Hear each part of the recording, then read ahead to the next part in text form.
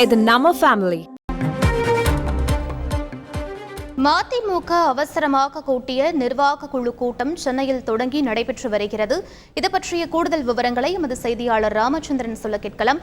வணக்கம் ராமச்சந்திரன், இந்த நிர்வாக குழு கூட்டத்தில் யாரெல்லாம் பங்கேற்று இருக்கிறார்கள்? முழு விவரங்கள் என்ன?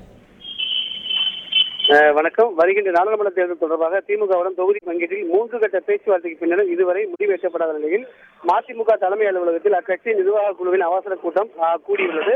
குறிப்பாக அவைத் தலைவர் திரு அர்ஜுன்ராஜ் தலைமையில் நடைபெறக்கூடிய இந்த கூட்டத்தில் பொதுச் செயலாளர் திரு வைகோ, தலைமை நிலை செயலாளர் திரு வைகோ மற்றும் கட்சியின் உயர்நிலை குழு மற்றும் மாவட்ட செயலாளர்கள் உள்ளிட்ட முக்கிய நிர்வாகிகள் பங்கேற்றுள்ளார்கள். சரியாக 10-15 மணிக்கு துவங்கிய கூட்டமானது சுமார் ஒரு 2 மணி நேரத்துக்கு மேலாக நடைபெற்று வருகிறது. இந்த கூட்டத்தில் மிக பிரதானமாக திமுகவுடன் தொகுதி பங்கீட்டில் 3 கட்ட பேச்சுவார்த்தை நடத்தியும் இதுவரை மதிமுக தரப்பில் முடிவு எட்டப்படவில்லை. மேலும் ஒரு மக்களவை ஒரு மாநிலங்களவை இடத்தை மதிமுக தரப்பில் முன்வைக்கப்படுகிறது.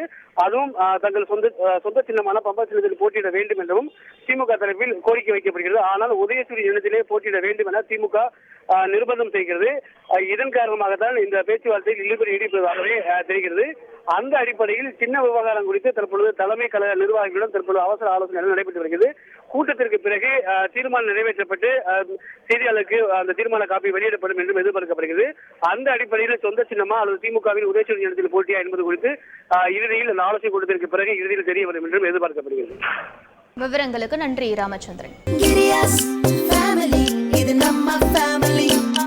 அன்புள்ள கிரியஸ், இது நம்ம ஃபேமிலி.